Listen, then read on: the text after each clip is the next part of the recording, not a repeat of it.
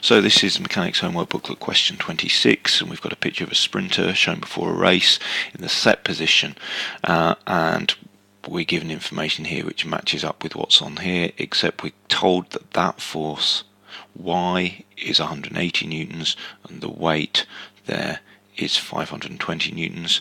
X is the vertical reaction force at the back foot.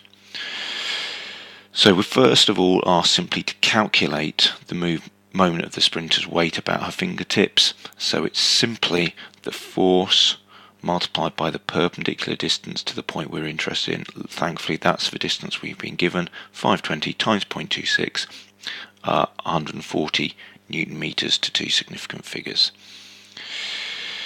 We're then asked, by taking moments about her fingertips, to calculate the force on her back foot, that force X that we mentioned earlier.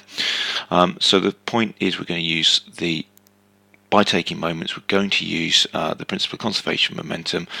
The sum of the clockwise moments is equal to the sum of the anti-clockwise moments. So clockwise moments, I've got the 520 times the 0.26, which actually I've already worked out. This is the point I'm taking moments about, so F won't give me a moment because the distance is 0, but I've got Y, which we were given a value for of 180 at 0.41, and I've got at a distance of 0.63. So relatively friendly in that all the distances are values that I've got. So there's the 180 times 0.41, there's X times 0.63. Then it's a case of evaluating that, subtracting that one from that one, and it turns out I get 61.4. So, and then dividing by the 0.63, and I end up with X being 97 newtons. We're also asked to calculate the force F. Number of ways I could do this. I could take moments about pretty much any point I want now, because I know all the other forces. So I could take moments there, could take moments there, could take moments at that point. But actually the easiest thing will just be to say, hey, we know this sprinter's in equilibrium, so we know that W plus F plus Y plus X, those have to add up to 0, or in terms of if I made that W minus, straightforwardly all the downward forces have to be equal in size to the upward force, which leaves F as being 520, the downward force.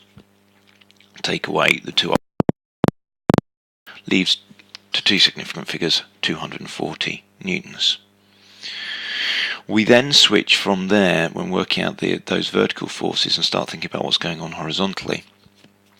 And we know the sprinter starts running and reaches a velocity of 9.3 meters per second in 35 meters. Asked to calculate her average acceleration. Starts running, so I know U is 0, I know V, I know S, I want to know A, not interested in T. That's how I get to choose that equation. V squared is U squared plus 2AS. Nicely, U is 0, so I can just divide by 2S and I get that A is V squared upon 2S. Lob those numbers in and I get that acceleration.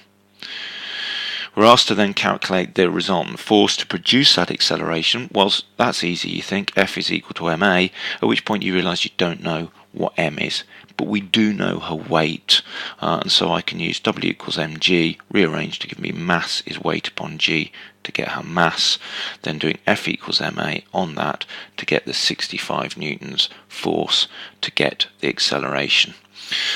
If you used 1.2 instead of the full 1.2 and so on, you actually end up with 64, and that was accepted.